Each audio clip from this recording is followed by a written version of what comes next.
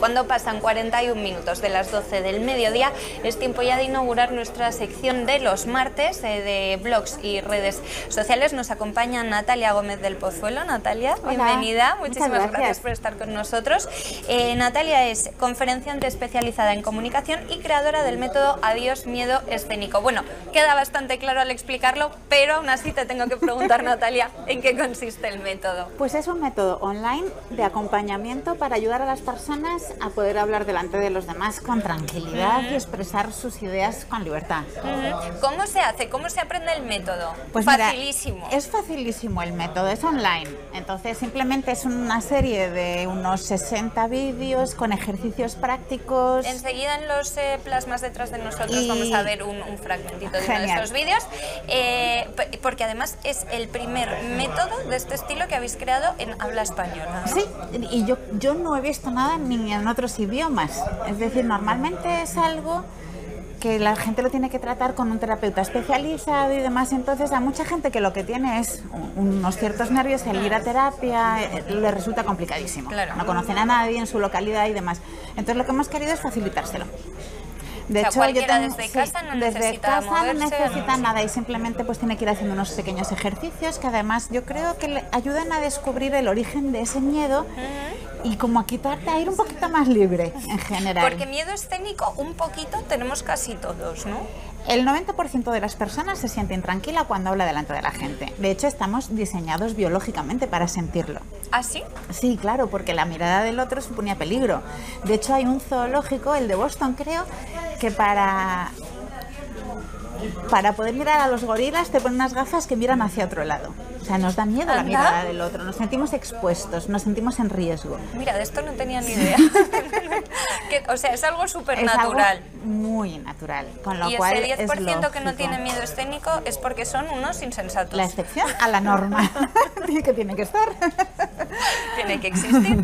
Y he visto también al consultar tu página web, etcétera, que esto es, y me ha cuadrado mucho, que el miedo escénico es un miedo muy asociado a las mujeres, que también me ha cuadrado, porque es verdad que yo no sé por qué a las mujeres nos cuesta un poquito más. Nos cuesta un poquito más. Yo creo que tiene que ver con varios factores. Primero, la falta de costumbre histórica también. Es decir, tenemos una menor tradición de exponernos en público, políticos, conferenciantes y demás.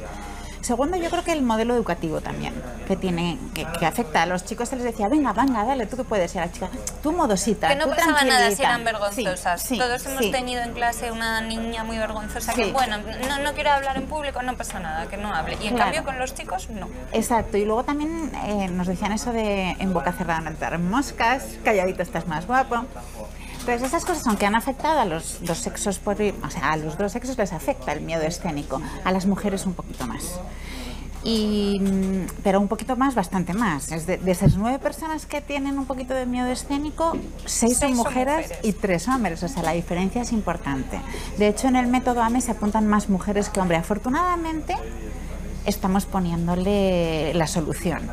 De hecho, si piensas en los conferenciantes más conocidos, Cicerón, Martin Luther King, Steve Jobs, casi todo hombres. En cambio, ahora está viendo, si te coges las 10 conferencias TED más vistas, 5 son de mujeres.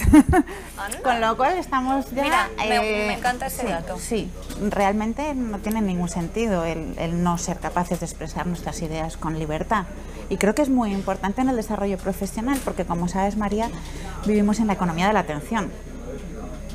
Entonces, si no logras... Y cada vez más. Claro, y si no logras la atención de tus clientes, de tus inversores, de tu jefe, de tus compañeros de trabajo, realmente no vas a poder, digamos, desarrollarte plenamente a nivel profesional. O sea, en nuestras carreras profesionales ahora necesitamos captar la atención. Sin lugar a dudas. Vivimos en la economía. Exponernos bien nuestras ideas, saber desarrollarlas, saber explicarlas. De hecho, hay muchas ideas que se quedan en el tintero, muchas personas que no se desarrollan. Muchas personas prefieren no decir nada, ¿no? Por miedo al ridículo, etcétera, etcétera. Aunque sus ideas sean buenas, se las guardan para prefieren sí mismas. perder oportunidades de trabajo espectaculares porque tienen que exponerse. Y eso no puede ser. Y para eso sobre todo cuando hay una solución, porque la mayoría de los casos es que hacemos la montaña muy alta. Y no hombre, yo sí te diría la gente nos verá y pensará, no les importa nada, están tan tranquilas, les da exactamente igual. No, yo estoy aquí, estoy en este set sentada contigo, entonces yo tengo un poco el sentimiento de la conversación que es solo contigo, luego nuestros compañeros en el fondo son amigos, entonces tampoco me importa. Si realmente tuviese a todos los espectadores que nos están viendo ahí sentaditos, sería incapaz. O sea, no tiene nada que ver esto con salir, por ejemplo, a leer en una boda, ver 200 personas mirándote y muchos notamos que nos empieza a temblar el papelito, aunque luego consigas mantener la voz porque la tienes más o menos entrenada, pero el sentimiento está ahí dentro. Y fíjate que es la primera barrera de cara a una comunicación fuerte, que sea memorable, ¿no? Que produzca el efecto que deseamos. La primera barrera que tenemos es los nervios, porque no nos deja ser nosotros mismos. Entonces, por mucho que dominemos el tema... Tenemos una postura que no es la nuestra normal, y muchas veces con el lenguaje no verbal estás mostrando los nervios. También. Aunque tú no te des cuenta. Sí. Y ya te digo que en el desarrollo profesional de hoy en día es fundamental. Todos, aunque llevemos un tímido, muy tímido dentro, con unas poquitas pautas, podemos parecer absolutamente naturales, seguros. Fíjate que los tímidos... el modelo extrovertido es el modelo que está primando a nivel de comunicación, pero los tímidos convencen a través de otras cosas como la generación de confianza, el rigor. Entonces, yo creo que se trata de que cada uno hable respetando su propia forma de ser. No hay que intentar parecer el más líder del grupo, ni el más líder, ni el más extrovertido, ni el más listo, ni el más nada. Simplemente hacerlo con normalidad. Con naturalidad. De hecho, yo creo que si te fijas, Obama, que a mí me parece un buen comunicador, independientemente de que uno esté de acuerdo o no con él, yo creo que todos podemos decir que es un gran comunicador. Si te fijas, la palabra que le define como comunicador es la naturalidad. Porque es muy sonriente, siempre parece que está contento. Parece que está en un café en vez de en un auditorio delante de una multitud. Entonces lo que convierte es un monólogo en un diálogo. Entonces, las personas para que te ti están sería escuchando, una de las personas, buenos comunicadores a destacar. A mí me gusta que representa muy bien la comunicación del siglo XXI, me parece.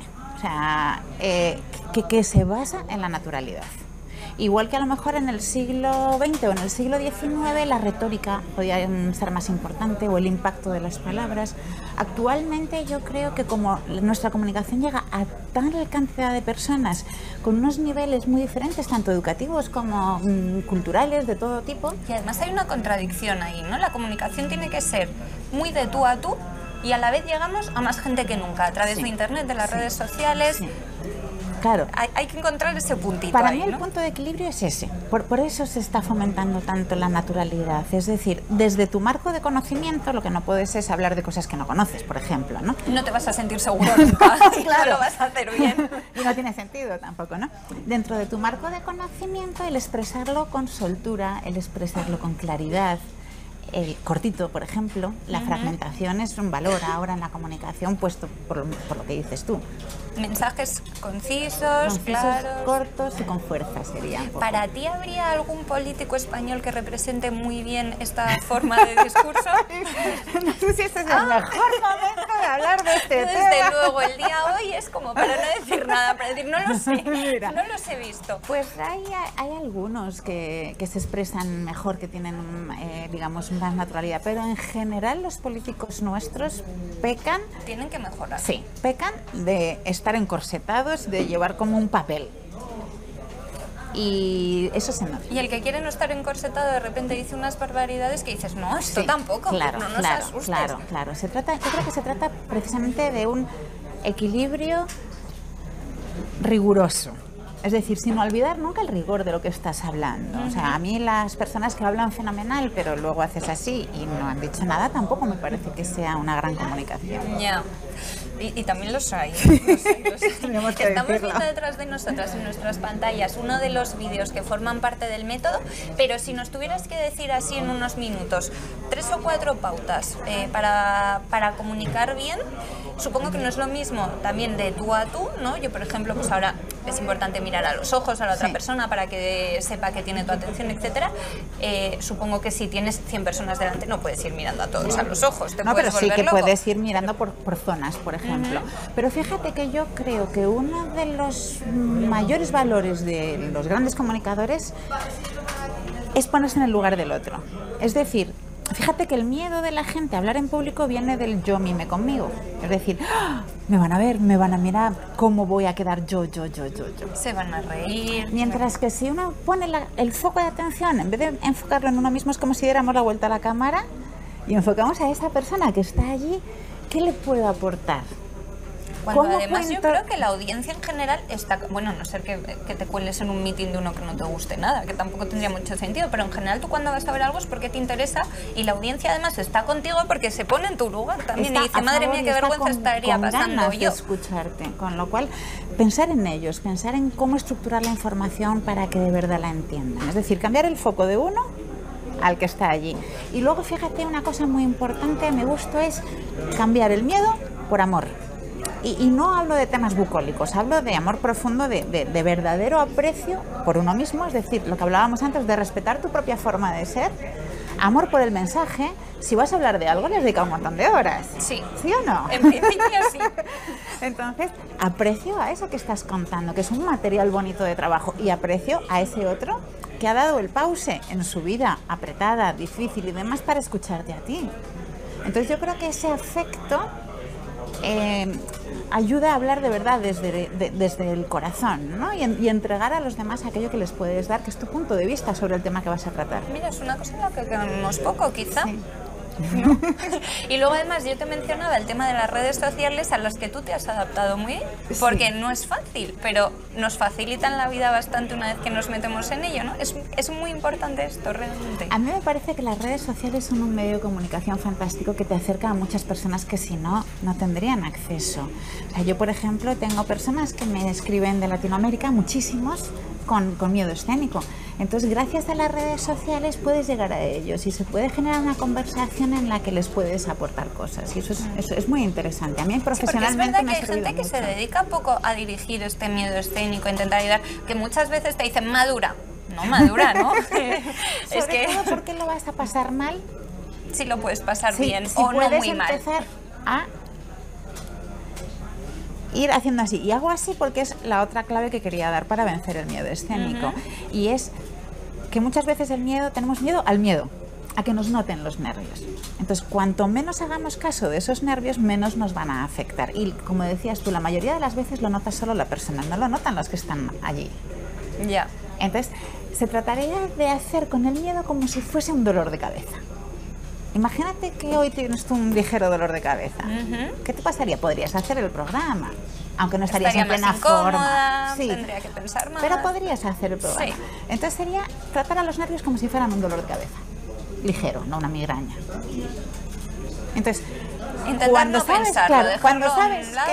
cuando el dolor de cabeza te termina pasando casi cuando te olvidas de él, pues esto sería un poco parecido. A ver, el método son 60 apartados con vídeos, ejercicios y demás, pero yo creo que esas dos claves le pueden ayudar mucho a las personas que nos están escuchando. Y luego además, supongo que hay grados de miedo escénico. Sí, sí. De hecho, a ver, yo en cuanto detecto una persona que lo que tiene es un posible ataque de pánico o una herida muy profunda y demás, le derivo lógicamente a un terapeuta especializado, porque hay personas que han tenido unas experiencias muy traumáticas y que necesitan tratarlas antes de... Pero en el 90% de los casos el miedo escénico es una construcción propia de nuestros pensamientos, ¿no? Que con un empujoncito como el que nos da el método lo podemos superar. Sí, sí, sí. Pues Natalia, muchísimas gracias. Creo que no se me ha olvidado preguntar nada de lo que yo tenía pensado. ¿Hay alguna pregunta que te hubiese gustado contestar y no te haya hecho? No, yo creo... Hay muchas personas que dicen, ¿pero funciona de verdad? Y la verdad es que sí. O sea, y la verdad es que mucha gente me pregunta, ¿y te gusta hacer esto? Y digo, es una maravilla de trabajo. Poder ayudar a los demás es una preciosidad. Y ver casos de personas que a lo mejor estaban perdiendo oportunidades laborales y de repente ahora son los mejores, los que exponen mejor en su empresa y les tienen de comunicadores oficiales. Esa transformación da gusto verla.